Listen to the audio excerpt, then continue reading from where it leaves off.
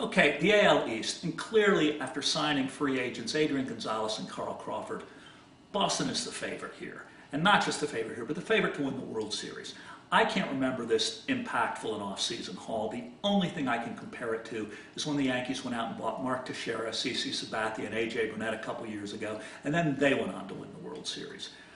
Simply put, the Red Sox, heads and tails, are the best team in baseball on paper. They are expected to and should go all the way, and don't let your Red Sox fan friends tell you any differently. And you all know who I'm talking about out there.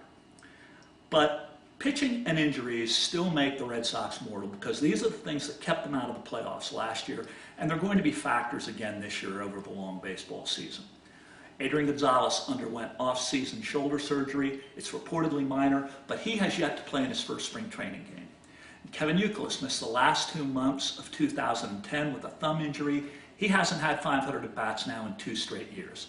Dustin Pedroia was held to 300 at-bats last year due to a foot injury. How is he doing on that count? And Jacoby Ellsbury had all of 78 at-bats last year. He has a reputation for being fragile and a lot to prove this year. And what are the Red Sox going to get from their high-priced pitching duo, Josh Beckett and John Lackey? Now, they haven't had a lot of heat for these big, expensive free agent signings yet, but another year like 2010, and that's going to change. The Yankees also have pitching issues, even bigger than the Red Sox, particularly after losing out in the Cliff Lee sweepstakes this past offseason. Behind CC Sabathia, they have nothing but inconsistent and unproven arms.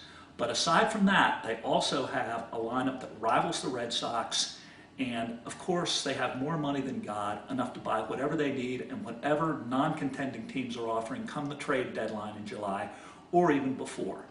Now we're going to get to the Yankees in a little more detail in another segment, but simply put, they're still the Yankees, they're still likely to go to the playoffs, this time as the wild card behind Boston. Now last year's champions, the small market Tampa Bay Rays, really took a hit this winter over the offseason.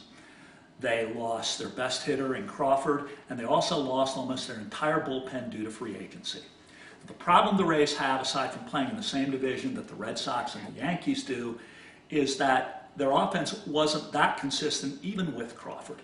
Now to counteract his loss, management brought in Manny Ramirez and Johnny Damon.